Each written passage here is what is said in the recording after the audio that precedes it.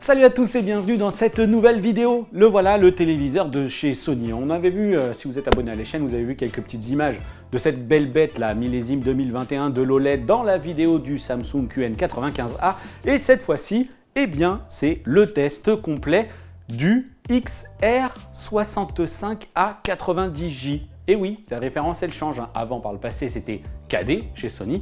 Aujourd'hui, c'est du XR parce qu'il y a un tout nouveau processeur à l'intérieur qui porte le même nom. C'est parti pour le test complet de ce 65 pouces OLED millésime 2021. C'est parti. Le A90J, eh bien, c'est le modèle le plus haut de gamme des téléviseurs OLED 4K chez Sony et donc du coup, il embarque la fameuse dalle OLED 2021. LG Display qui promet une plus haute luminosité. Alors ça, je ne vais pas vous mentir, oui, c'est le cas, mais on va voir un petit peu plus tard, notamment dans le résultat des mesures. Est-ce que c'est une franche et belle révolution ou est-ce qu'il y a un autre truc qui se cache et qui est encore plus intéressant? Et ça, on va y revenir très vite dans la partie ergonomie du produit. C'est une dalle 10 bits 100 Hz qui fait de la 4K à 120. Là aussi, on va s'en reparler dans la partie gaming. On va se parler aussi un petit peu de la connectivité. Elle s'affiche juste là et comme vous pouvez le voir, il n'y a que deux prises HDMI 2.1. Et ça déjà, eh bien, je peux vous le dire, c'est un petit peu dommage. C'est un petit peu dommage parce que chez Samsung, pour l'instant, je n'ai pas testé d'autres modèles de 2021. Donc je vais encore vous reparler du QN95A, mais on avait quand même 4 prises HDMI 2.1. Là, on en a 2. C'est compatible avec du FreeSync Premium. Mais oubliez la notion NVIDIA G-Sync, voilà, bon, ça c'est fait. Même si, pendant les tests, eh bien, je vais quand même vous parler du gaming avec ce qui est juste là, encore une fois. Peut-être que certains vont trouver que je radote, mais en même temps, il faut bien que je remercie NVIDIA de m'avoir passé cette configuration avec une RTX 3090. Vous allez voir dans la partie gaming, il y a nos problèmes. C'est vrai que ça bourrine, et puis comme ça, au moins, je suis équipé pour vous en parler au mieux de cette partie jeux vidéo. Qu'est-ce qu'on retrouve aussi d'autre de super intéressant dans la partie caractéristiques techniques? Eh bien, c'est que Sony propose encore du son DTS. Et oui, alors c'est vrai que je ne teste pas les parties audio parce que je considère que c'est quand même assez pauvre. Je l'ai fait au début sur les premières vidéos, je faisais des trucs et puis en fait ça rend rien du tout. Donc j'ai fini par arrêter parce qu'au travers de YouTube, le micro, vos enceintes, vos dispositifs pour regarder, ça avait assez peu de sens. Ce que je peux vous dire donc, c'est que Sony conserve le DTS, c'est de plus en plus rare, il y a de plus en plus de constructeurs qui abandonnent ce DTS. Ça, c'est vrai que c'est chez certains, je pense que du coup, ça manque. Le système audio-acoustique Surface Plus évolue, puisque vous le savez, alors peut-être pas d'ailleurs, mais cette technologie, elle consiste à utiliser ce que Sony appelle des actuators. En fait, ce sont des actionneurs qui font vibrer la dalle et qui, en fait, eh bien, grâce aux vibrations, ça produit l'onde audio et ça diffuse le son directement vers les spectateurs. Là, on a un système qui fait tout de même 60 watts au total, avec toujours les deux voix en hauteur pour la partie médium Twitter, et ensuite on a la partie médium aigu, et ensuite on a la partie caisson de basse. Et alors là, je regrette de ne pas pouvoir partager avec vous les images que Sony nous a montrées un petit peu en coulisses lors des briefings techniques. C'est que le caisson de basse, qui est toujours intégré, propose cette fois-ci deux sorties. Et en plus, la dalle, le panneau métallique qui supporte les composants électroniques a été perforé de façon à ce que les basses soient un petit peu plus directionnelles vers le spectateur. Donc ce que je peux vous dire, c'est que franchement, avec 60 watts RMS, qui est aujourd'hui une valeur assez classique sur du haut de gamme, ça va même un petit peu plus haut, y compris sur des téléviseurs où il y a des barres de son en façade, mais ça on a des systèmes chez Technics avec Panasonic, etc. Bref, pour un téléviseur quand même en version de base, c'est très bien. L'avantage, c'est que vous aurez en plus de la sortie optique, de la sortie HDMI e-ARC avec le DTS. D'ailleurs, le DTS, s'il est là, c'est aussi parce qu'on a un service intégré qui est le service Bravia-Core. Bravia-Core, c'est le service de streaming de chez Sony qui promet une qualité d'image Blu-ray. Et surtout, dernière chose, ce téléviseur dispose toujours de la connectivité qui permet de l'utiliser en tant qu'enceinte centrale lorsque vous venez connecter un système Hi-Fi. Petite chose au passage, parce que ça fait plaisir, c'est qu'il faut bien retenir lorsque vous achetez un téléviseur Sony, il faut aller dans les paramètres parce que de base, ce petit coquin, j'ai envie de dire, il est branché, il est connecté, il est configuré, pour que ces prises HDMI ne soient qu'en version dite standard. Alors du coup, il faut aller dans les entrées externes et ensuite aller sélectionner le format du signal. Et là, vous voyez, on a HDMI 1, 2, 3, 4 et vous voyez qu'on a l'accès à format amélioré ou format standard. De base, il est en standard, mais pour profiter de toute toute la, comment dire, justement de tout le débit de la 4K et avoir notamment le support, le plein support de vos contenus HDR, etc., il faut le migrer en format HDMI amélioré. Et désormais, on a même un format HDMI amélioré, Dolby Vision. Et là, je vous reparlerai du petit problème qui est associé à ça dans la partie jeux vidéo. Alors concernant l'ergonomie du produit, chez Sony, eh bien, comme d'habitude, il faut que ce soit sobre, il faut que ce soit classe, il faut que ce soit... Et alors là, forcément, avec ce design monolithe, ce téléviseur qui pose comme ça sur le meuble et qui est en plus au ras du meuble, puisque les pieds, là, en l'occurrence, permettent de le faire, eh bien, c'est vrai que c'est joli, c'est très, très classe. En revanche, eh bien, on est quand même sur un téléviseur haut de gamme, parce que je ne sais pas si vous l'avez vu, 2 700 € pour la version 55 pouces, 3 600 € pour la version 65 pouces, tout de même. Il y a une version 83 pouces qui arrivera un petit peu plus tard, on n'a pas de tarif, on n'a pas de date de disponibilité encore. Et pour autant, eh bien moi, il y a un truc qui me chafouine un petit peu sur l'ergonomie de ce produit, ce sont les pieds. Regardez ces images ici, eh bien on a quand même 2 pieds de chaque côté du téléviseur, évidemment, qui peuvent être tournés de façon à rehausser la dalle et ainsi bien, positionner une barre de son en dessous. Et déjà dans cette conception-là, eh bien, vous me direz ce que vous en pensez, mais je trouve pas ça parfait. Même si c'est une fine lamelle qu'on voit comme ça, je trouve pas ça très très joli. Et puis surtout, ces pieds, ils sont au ras de la dalle, et donc du coup, enfin aux extrémités quasi de la dalle, et donc du coup, ça impose d'avoir un grand meuble. On est loin du côté pratique des pieds qu'on a en position centrale, qui parfois eh bien, permettent de mettre un grand téléviseur sur un meuble un petit peu plus étroit, voilà, de composer en tout cas. Ici, non seulement c'est pas possible, mais en plus, lorsqu'on est dans la version comme moi je l'ai là, c'est-à-dire la dalle au ras du meuble, eh ben les pieds, je trouve pas que ce soit super joli. Vous me direz ce que vous en pensez là aussi dans les commentaires. Alors non pas qu'ils soient de mauvaise qualité, qu'ils soient spécialement dans une conception horrible, puisque c'est même de la même teinte que le téléviseur lui-même, mais je trouve que ça fait 2 protubérances comme ça qui dépassent à l'arrière, mais aussi à l'avant du téléviseur, et sur les côtés, on a cette lame-là de à peu près 2,5 cm qui dépasse de chaque côté, un peu comme des oreilles. Je trouve ça un petit peu dommage. Voilà, vous me direz ce que vous en pensez dans les commentaires. Voilà, c'est mon petit point critique sur l'aspect ergonomie, parce que pour tout le reste, évidemment, c'est somptueux, c'est génial aussi, c'est que comme toujours, on a des bords extrêmement fins, ce qui participe évidemment à l'immersion dans ces films, ce qui participe aussi à la qualité du design du produit. Et en plus, à l'arrière, eh bien, on a toujours le retour un petit peu plus costaud, puisqu'on a cette composante avec l'électronique évidemment. Et là, Sony aussi a fait un boulot pas trop mal, puisque le téléviseur fait à peu près 4 cm d'épaisseur, ce qui est pas mal, parce qu'on a l'électronique et en plus le système audio acoustique Surface Audio Plus. Et donc du coup, je trouve que c'est plutôt voilà, une belle réussite de ce point de vue-là. Et pour moi, mon très très gros coup de cœur, parce que pour moi, il n'y a pas meilleure télécommande aujourd'hui sur le marché des téléviseurs. Elle est là, c'est toujours une télécommande qui allie le Bluetooth et l'infrarouge pour être sûr eh bien, de piloter ses menus n'importe où, n'importe comment. Voilà, il n'y a pas de problème, on fait ce qu'on veut. Elle réagit au quart de tour. Et en plus, elle est finition métal, elle est rétroéclairée avec ici un petit capteur de luminosité et en plus un capteur de détection de mouvement, ce qui fait qu'elle ne va s'allumer que quand vous allez la prendre et que quand la pièce sera dans l'obscurité. Alors c'était déjà des télécommandes qui étaient fournies sur les téléviseurs OLED de précédente génération et même sur du LCD haut de gamme. Pour moi, franchement, cette télécommande, c'est une référence. Ah, je le sens qu'elle va être longue encore cette vidéo, mais après tout, quand on aime, on ne compte pas. Et puis vous, de votre côté, vous avez de toute façon le sommaire pour vous déplacer et aller dans les chapitres qui vous intéressent. Donc on parlera ensuite de la qualité de l'image et là, on va se parler donc de l'ergonomie logicielle avec Google TV. Et oui, fini Android TV. Et je vais tout de suite lever un point de détail. Une question que vous pourriez vous poser, si j'ai un téléviseur Sony sous Android TV, pourrais-je disposer de cette jolie mise à jour vers Google TV? Eh bien, la réponse est non. En tout cas, si j'en crois ce que me dit le porte-parole français de chez Sony, qui me dit que Google interdit la mise à jour des téléviseurs Android TV vers Google TV. Alors ça, franchement, c'est vraiment dommage, parce qu'en même temps, bon, le système d'exploitation, il était déjà super fluide chez Sony, mais alors là, on monte encore d'un cran. Bon, qu'est-ce que ça va vite! Qu'est-ce que ça va vite! Et alors après, c'est pas une folle révolution dans l'organisation des menus. En même temps, on est sur un OS télé, c'est jamais très très simple d'innover au point de créer une révolution, quoique.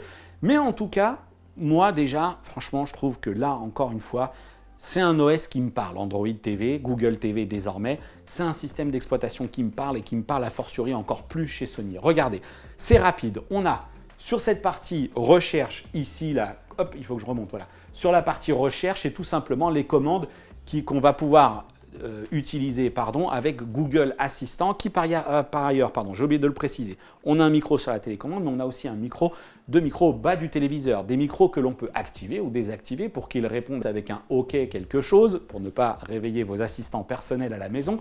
Et donc là, le téléviseur, on peut choisir de laisser les micros allumés et du coup, le A90J devient une enceinte connectée Google puisque lorsqu'il est éteint, vous pouvez l'allumer à la voix, mais vous pouvez aussi piloter vos ampoules, vos enceintes connectées, vos appareils connectés, pardon. Donc du coup, ça devient à lui seul un système Google Assistant. Donc là, ici, on retrouve les différentes options dont on peut disposer lorsqu'on utilise l'assistant de Google.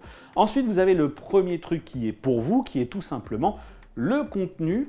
Enfin, tout simplement, à force de consommer des contenus multimédia, le téléviseur va apprendre, il va identifier vos habitudes et il va vous proposer des contenus en fonction de ce que vous avez regardé. Et c'est plutôt pas mal quand on ne sait pas trop ce qu'on va regarder. Franchement, c'est intéressant d'avoir ce truc-là. C'est mix, puisqu'on voit qu'on bascule ici, par exemple, sur Prime Video. Évidemment, on retrouve un accès à vos applications qui sont juste là, hein. Donc là, c'est le store habituel, hein. On a quand même tout ce qu'il faut, l'accès à la télé, bon, pour la partie TNT, Netflix, Prime Video, Apple TV, YouTube, Disney+, Bravia Core, on va y revenir, MyCanal, etc. Bon, on va lister ça très rapidement. Voilà, franchement, on ne risque pas de s'ennuyer. C'est plutôt cool aussi d'avoir fait remonter des parties ici YouTube, donc on retrouve du contenu forcément de mes camarades de chez Frandroid, de chez Les Numériques, et ici Aurélien avec ses vidéos sur Monsieur Greux.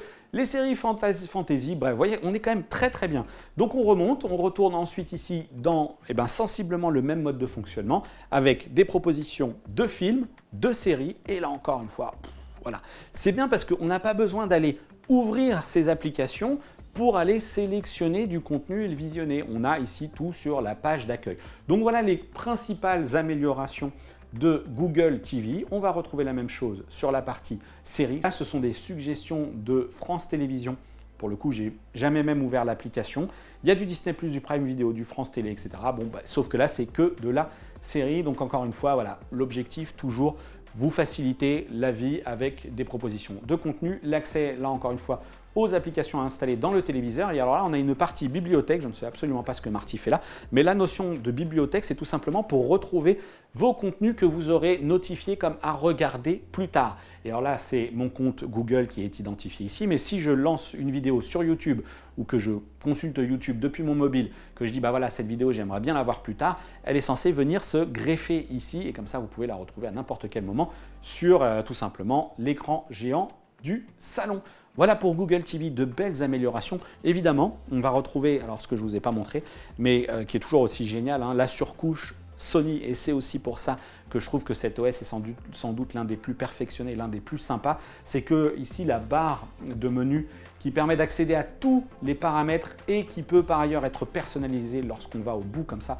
On peut rajouter des raccourcis vers les différentes applications, les différents réglages. Et là, regardez, alors là, j'accède aux paramètres, mais qui sont les paramètres de base de Google TV. Et donc, si je reviens ensuite ici, j'ai le choix des différents modes, cinéma, photo, etc. De nouveau, le petit message d'alerte lorsque je change de mode lumineux pour me dire que je vais consommer un petit peu plus. On va rester en mode expert qui, sans trahir de secret, est le mieux configuré. Et là, on retrouve ces menus ici extrêmement détaillés, quoi. C'est vraiment, non, je ne vais pas réinitialiser, c'est vraiment très très bien fait, franchement. Moi, je trouve qu'il n'y a pas mieux. Et pourtant, il y en a des OS qui sont cool, c'est extrêmement bien détaillé chez Panasonic, c'est bien détaillé chez LG. Voilà, bon, franchement, moi, c'est mon préféré. Bon, on va passer maintenant à la fameuse qualité de l'image. C'est parti. Aucun doute, je vous le dis tout de suite, c'est le meilleur téléviseur OLED de chez Sony que j'ai pu tester actuellement et je vais vous expliquer pourquoi. Ça ne tient pas juste à la dalle, vous allez le voir, ça ne tient pas juste au boulot qui a été fait sur la colorimétrie.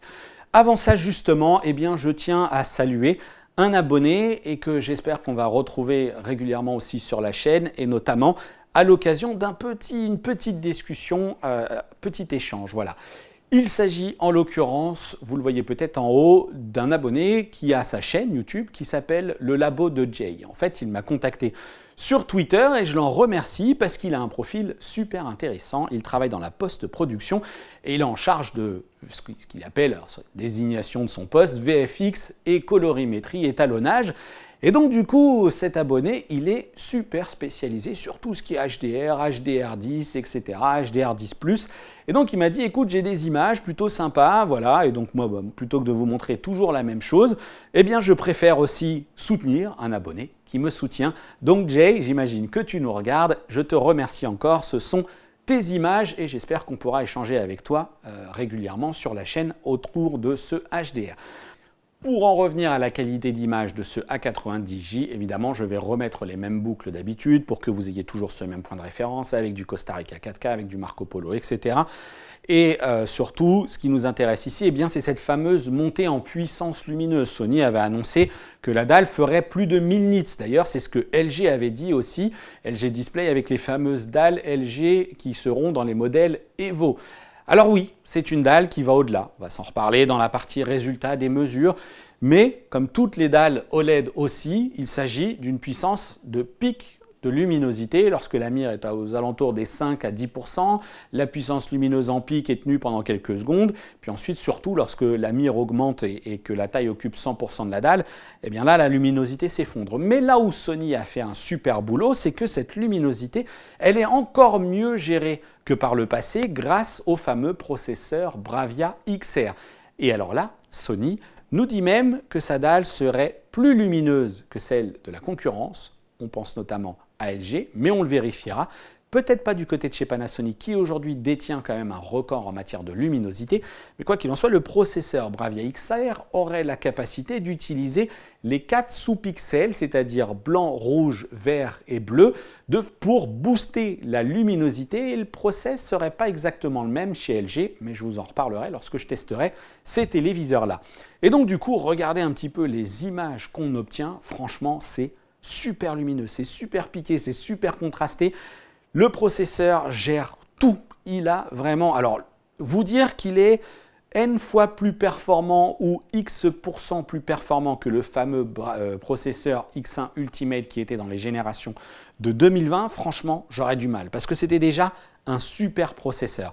En l'occurrence, ce que je peux vous dire, c'est que vraiment, il a tout avalé, des sources dégradées, des sources en Ultra HD, du service de streaming, des vidéos comme ici sur YouTube, parce que oui, c'est juste du YouTube 4K, c'est pas les fichiers pleine définition que j'ai récupérés, et c'est super beau. Avec les contenus en streaming, je n'ai noté aucun effet de postérisation, aucun color banding, il n'y a rien de tout ça. Et tout ça, c'est aussi exceptionnel parce que Sony a fait un super boulot cette année sur le filtre anti-reflet. Alors attention, vous le savez, hein, chez moi, 2 grandes baies vitrées d'à peu près 2 mètres et quelques de haut par 1,80 m de large.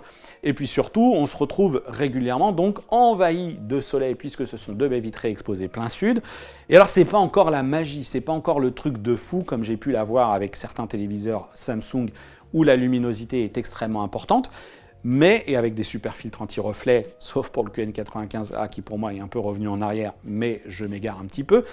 Le boulot qui a été fait, même si ce n'est pas encore au niveau des meilleurs filtres QLC de chez Samsung, c'est un énorme progrès et c'est la première fois que je n'ai pas eu à fermer mes stores pour regarder du contenu en pleine journée. Alors on n'est pas complètement à l'été encore, mais c'est vraiment, vraiment flagrant, c'est, retenez-le bien, la plus importante des évolutions de cette dalle. Parce que la luminosité, vous allez le voir, c'est pas non plus une énorme révolution. C'est là où je commence à avoir un petit peu de mal, c'est que dans cette guéguerre marketing, dans cette communication, alors certes que les journalistes relaient également, puisqu'on se parle régulièrement du pic lumineux, parfois même dans des modes intenses, ce qui n'a aucun sens parce que personne n'utilise les modes intenses ou les modes dynamiques. Donc on entretient également cette communication qui est faite par les marques et sur lesquelles elles jouent, mais en même temps, c'est une façon de comparer un petit peu les performances des produits. C'est pourquoi moi, je tiens régulièrement, quand je vous présente les résultats des mesures, et c'est ce qu'il faut retenir également, à vous présenter les résultats lorsque la mire blanche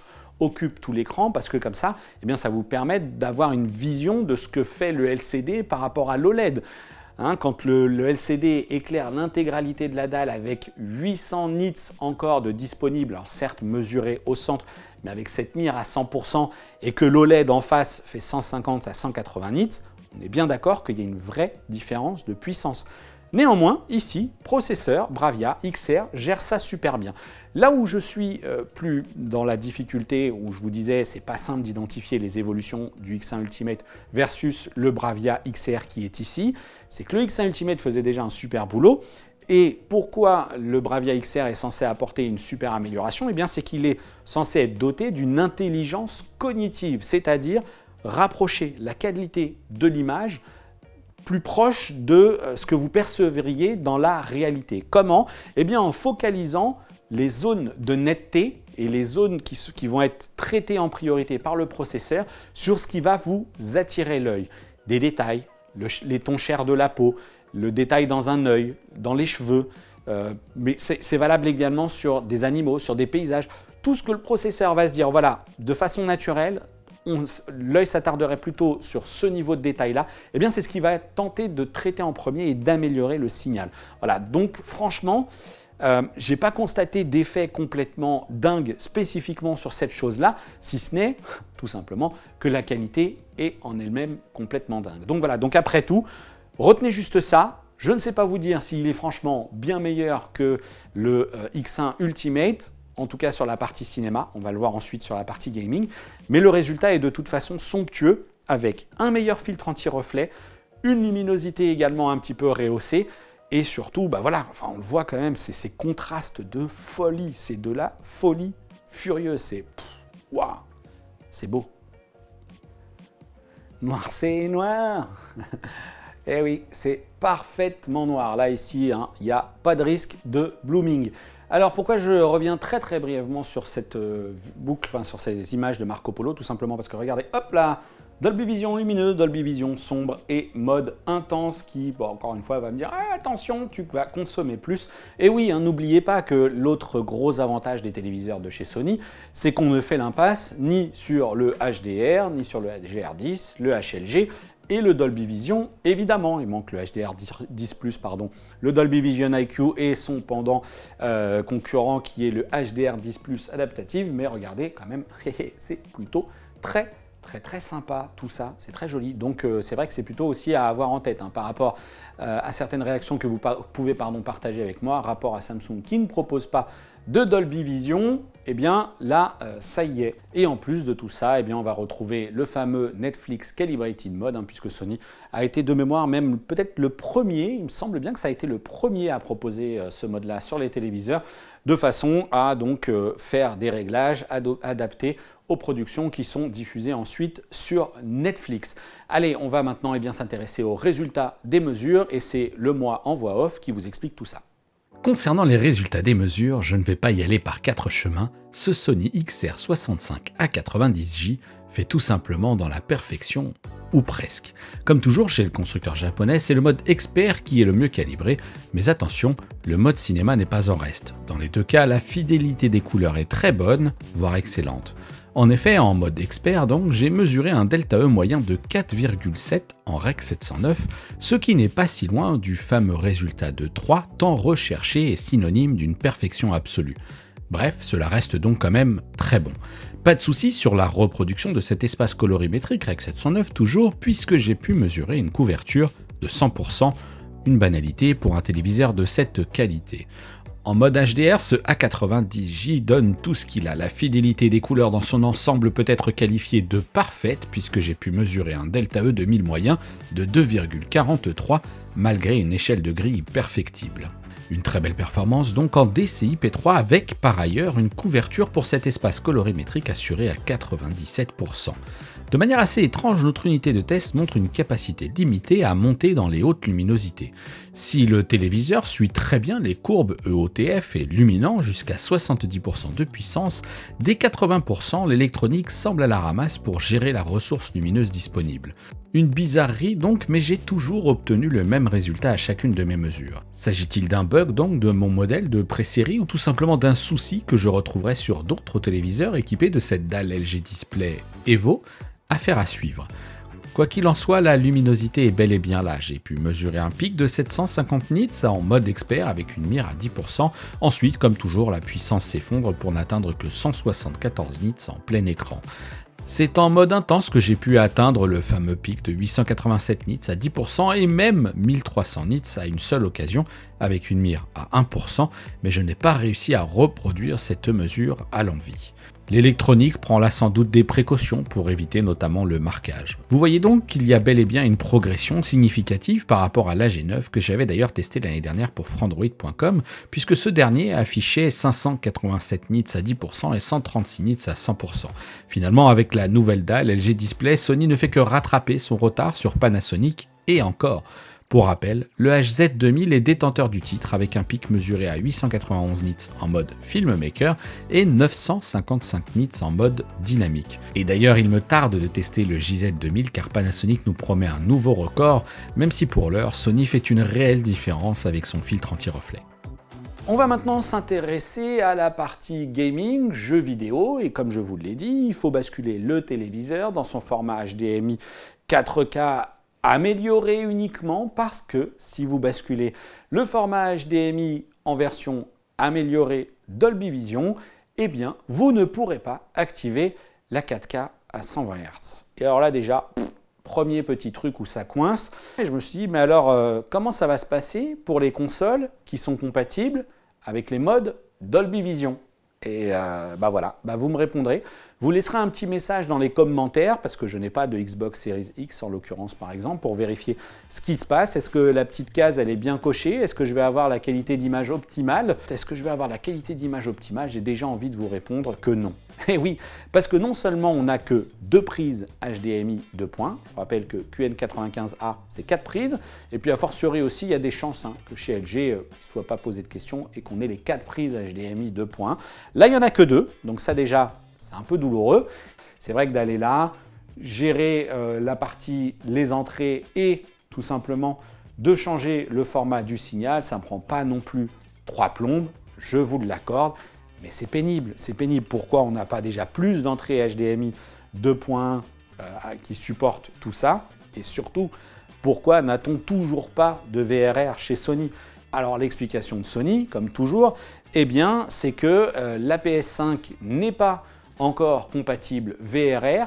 Et concernant l'input lag, justement, eh bien, sachez que je l'ai mesuré à 16,2 millisecondes. Alors c'est bien, c'est pile poil la limite pour ne pas avoir plus d'une image de retard. Mais là encore, c'est pas un record.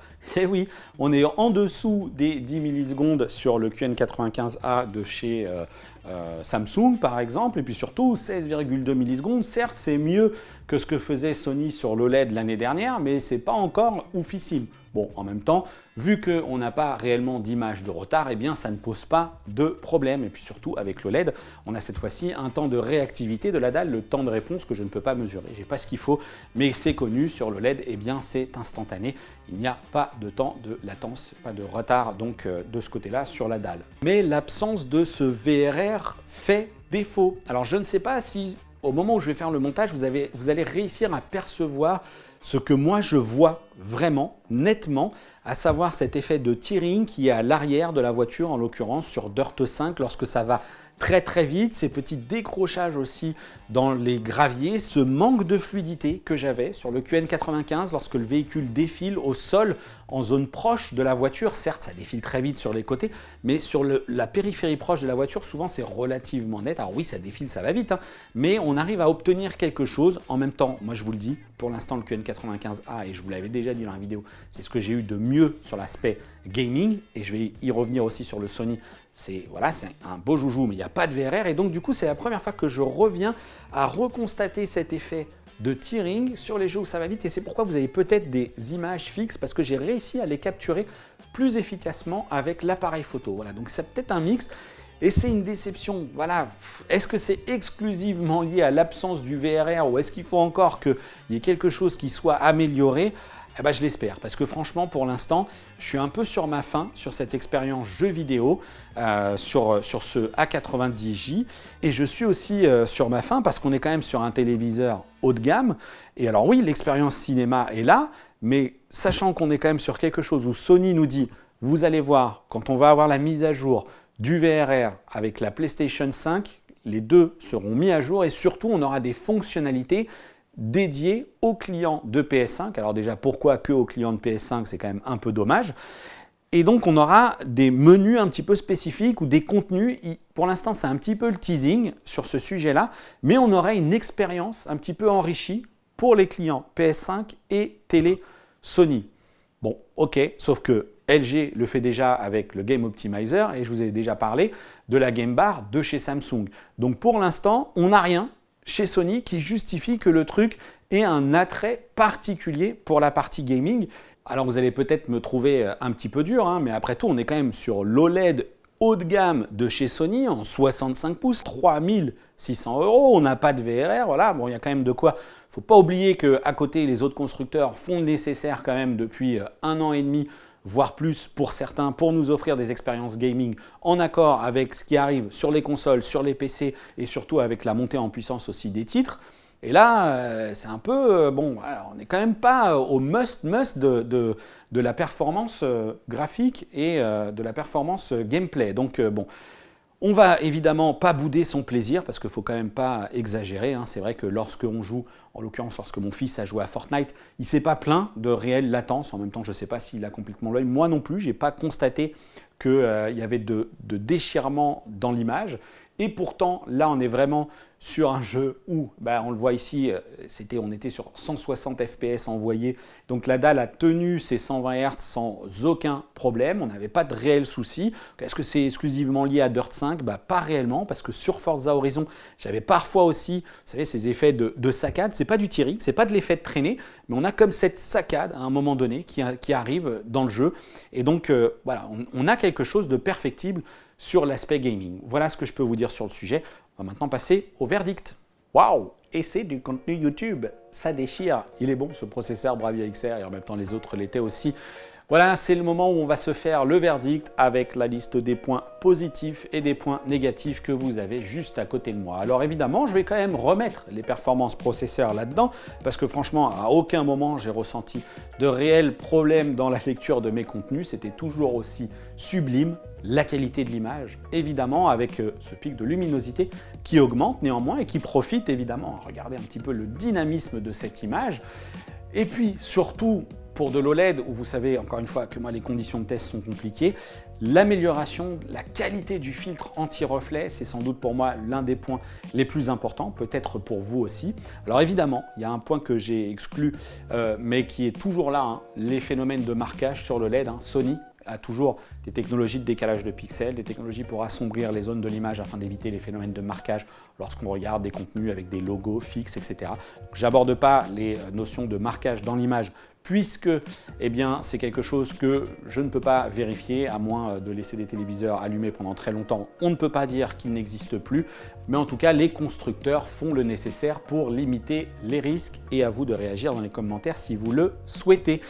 Autre point positif extrêmement important, puisque c'est ce qui nous permet de piloter ce téléviseur, c'est la télécommande. Pour moi, alors vous pouvez être fan des télécommandes minimalistes, comme celle de chez Samsung par exemple, qui en plus a un petit panneau solaire pour éviter d'avoir à changer des piles, etc. Donc on va aussi saluer cette démarche, mais pour moi, ça, c'est de la télécommande. Luminosité, touche rétroéclairée, capteur de luminosité, micro intégré, etc.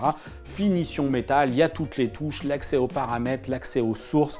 Pas besoin d'aller systématiquement dans des menus pour aller changer sa source, changer, etc. Bon, pour moi, c'est tout simplement l'une des meilleures télécommandes et a fortiori en plus, elle profite ici d'un système d'exploitation extrêmement fluide, Google TV, enrichi par Sony, par ses propres mesures, par ses propres menus.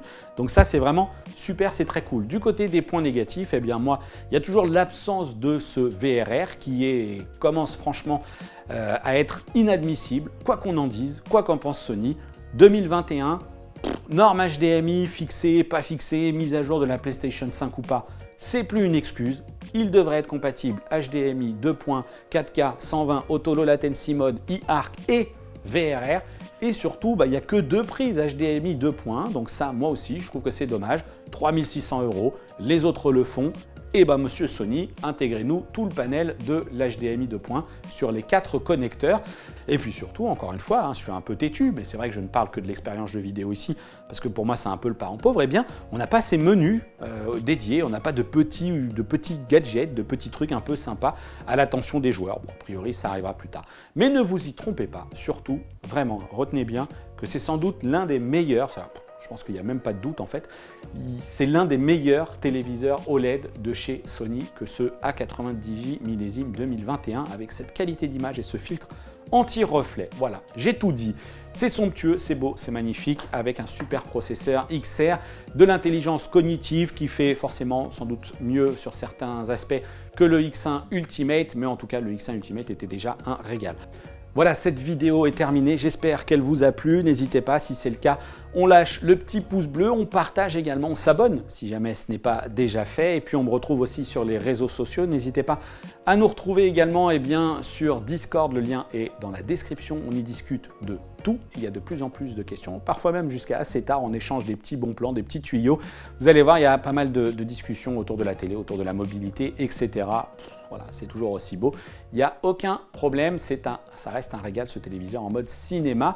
N'hésitez pas également à suivre, parce que je vous avais dit dans l'introduction que je vous parlerai du service Braviacor. En fait, je me dis que j'en ferai une vidéo dédiée sur ce service de streaming, ce qui permet d'ailleurs à ce service d'exploiter l'audio DTS, mais également l'IMAX Enhance. Donc je vous donne rendez-vous pour une prochaine vidéo sur la chaîne. D'ici là, portez-vous bien. Ciao!